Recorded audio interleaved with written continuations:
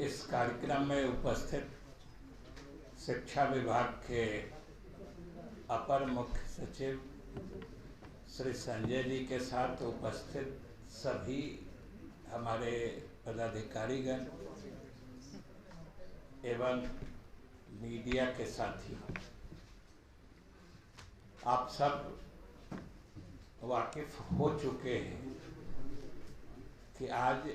हम लोग विभाग की तरफ से एक बहुत ही महत्वपूर्ण पोर्टल ई संबंधन की शुरुआत हम लोगों ने की है। आज हम लोगों ने लॉन्च किया है और ये आज से लोगों के बीच उपयोग के लिए उपलब्ध रहेगा।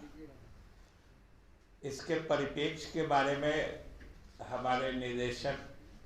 रंजीत जी ने और उसको विस्तार से अपर मुख्य सचिव महोदय ने आपको बताया है। इसकी उपयोगिता, इसका उद्देश्य, इसका ध्येय सबकी जानकारी आपको दी गई है और उससे आपको जरूर इस बात का अंदाजा हुआ होगा कि ये कितना महत्वपूर्ण और उपयोगी पोर्टल है। आप सब जानते हैं कि केंद्र सरकार से लेके राज्य सरकार का फैसला है जो मुफ्त और अनिवार्य शिक्षा के तहत, जैसा कि बताया गया कि हम लोग स्कूलों का, जो सरकारी स्कूल हैं वो तो अपनी जगह है ही, लेकिन जो प्राइवेट स्कूल्स हैं, जो सरकार से बाहर के लोग शिक्षा के क्षेत्र में काम करने वाले हैं, वो विद्यालय खोलते हैं, चाहे प्राइमरी हो, सेकेंडरी हो, इनका निबंधन भी अनिवार्य बनाया गया है। और जो भारत सरकार ने जो राइट टू एजुकेशन 2009 बना और उसी के कॉरेस्पॉन्डिंग बिहार में भी अधिनियम शिक्षा से संबंधित, अनिवार्य शिक्षा से संबंधित या शिक्षा के अधिकार से संबंधित जो अधिनियम बना वो 2011 में बना। उसके बाद से एक तरह से जितने भी निजी विद्यालय भी चल रहे हैं उनका संबंधन अनिवार्य कर दिया गया और आप सब समझते हैं कि यह आवश्यक भी था। इसलिए आवश्यक था कि कितने विद्यालय चल रहे हैं, उसमें कितने छात्र पढ़ रहे हैं, ये सरकार को जानकारी होनी चाहिए। तभी तो शिक्षा में क्या प्रसार हो रहा है, शिक्षा किस तरीके से आम लोगों तक या गांव के दूर दराज इलाके तक भी पहुंच रही है, उसका एक फील, एक एहसास सरकार को होना चाहिए। और इसलिए खास तौर से जब जो शुरुआती क्लास होते हैं 1ली से 8वीं तक, जैसा कि आपको हमारे निदेशक प्राथमिक शिक्षा ने बताया कि जिसके लिए मुफ्त और अनिवार्य ये दोनों चीज़ें आवश्यक हो गई हैं कि हम शिक्षा हर हाल में हर बच्चे को देना चाहते हैं। तो इसलिए जो निजी क्षेत्र में भी जो लोग काम कर रहे हैं, विद्यालय चला रहे हैं, शिक्षा प्रेमी लोग, उनका जो काम हो रहा है उसको भी हम लोग पूरे तौर पर सरकार के संज्ञान में या सरकारी आंकड़ों में सन्निहित करना चाहते हैं। ये फैसला हुआ है। तो इसका तरीका पहले से चला आ रहा था कि लोग अप्लाई करते थे, आवेदन डालते थे, जो मिनिमम रिक्वायरमेंट है, जो चीज़ें उनके पास होनी चाहिए थी संबंधन के लिए, उसकी विभाग जांच करता था और उसके बाद उनको संबंधन दिया जाता था। इस प्रक्रिया में देर भी लगती थी। कभी कभी हमारे विद्यालय प्रबंधन को शिकायत भी हो जाती थी कि काफ़ी देर लग रहा है, कभी उनको लग रहा था कि हम परेशान हो जाते हैं। इसलिए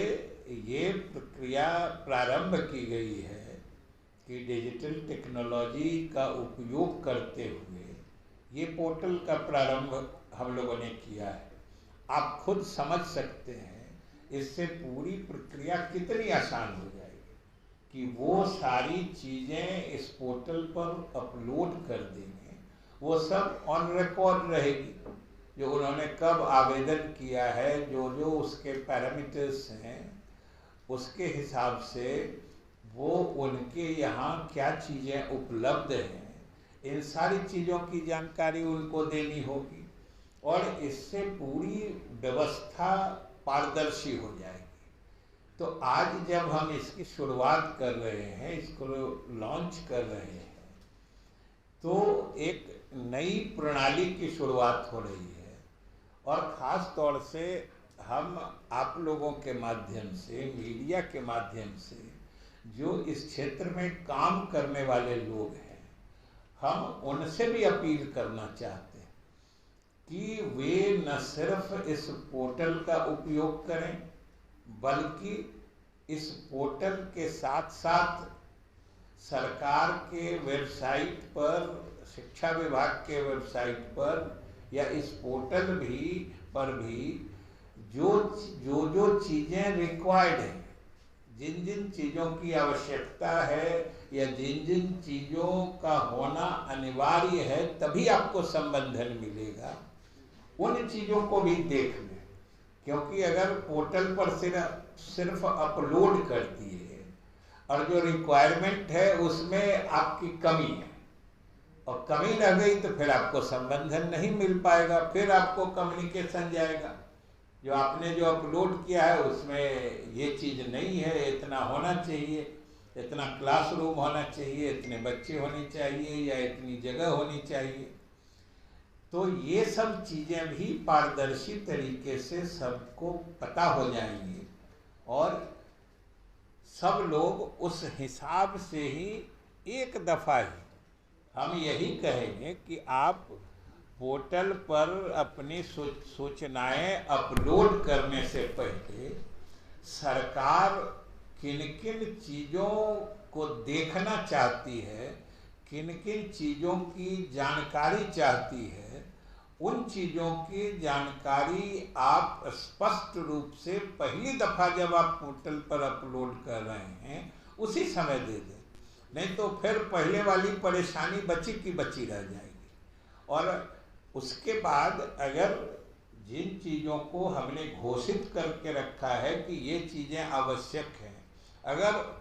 वो चीज़ें आपके यहाँ उपलब्ध हैं, इसके प्रमाण पत्र के साथ या इसको प्रमाणित करते हुए अगर आपने इस पोर्टल पर अपलोड कर दिया है, फिर हमारे विभाग की जिम्मेवारी है, फिर हम लोग देखेंगे कि वो काम समय से उनके संबंधन का काम का निष्पादन हो जाए। क्योंकि अगर सभी चीज़ों की आवश्यकता जिनकी है और वो पूरी हैं, तब तो उसमें किसी कारण से विलंब नहीं होना चाहिए। अगर उसमें भी विलंब हुआ, चाहे अगर आप पोर्टल पर अपलोड कर रहे हैं और चीज़ें कम हैं या जितनी चाहिए उतनी नहीं है, या फिर सरकार के स्तर पर देरी हो, किसी स्तर पर दोनों में से किसी तरफ अगर गड़बड़ी होगी तो फिर इस पोर्टल का जो अधिकतम लाभ पूरी व्यवस्था या पूरे सिस्टम को होना चाहिए वो उसमें कमी रह जाए। आपने दिया था उसमें क्या अपडेशन है? अपडेशन उसकी तो जिन लोगों ने दिया है उसका फिगर, फाइनल फिगर विभाग की तरफ से आपको बता दिया जाएगा कि कितने लोगों ने दिया है, कितने लोगों का बचा है। लेकिन ये अंतिम समय था, क्योंकि 5 वर्ष से आप सब जानते हैं कि 2016 से निगरानी विभाग माननीय उच्च न्यायालय के निर्देश के बाद जांच कर रही है। तो विभाग ने भी ये निर्णय लिया कि अब इस जांच प्रक्रिया का अंत होना चाहिए और काफ़ी समय दे दिया गया। जिन लोगों ने दिया है उनके भी जो सर्टिफिकेट्स अभी तक तो ऑनलाइन उन लोगों को कहा गया था, उन लोगों ने ऑनलाइन अपलोड किया है। जिन लोगों ने नहीं दिया है उस पर अब विभाग निर्णय करेगा, क्योंकि विभाग ने पहले ही कह रखा है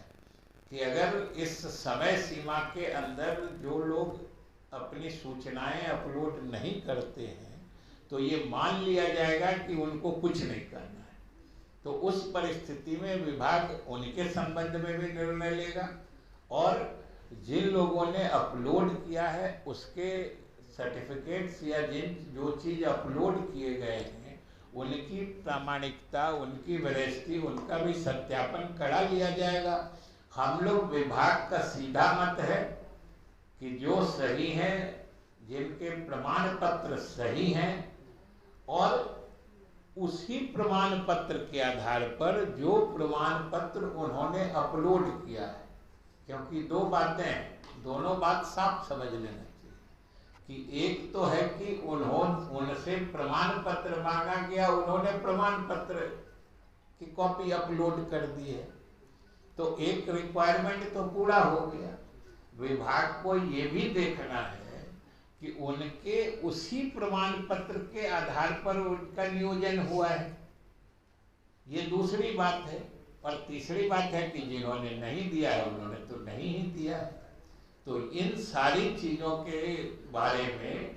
अब वो तिथि समाप्त हो गई है और उसके बारे में कितने बच गए, किन्होंने दिया है, जिन्होंने दिया है उनके सही हैं, वो मानने लायक हैं कि नहीं मानने लायक हैं, इन सारी चीज़ों की समीक्षा करके विभाग आप लोगों को विधिवत जानकारी देगा।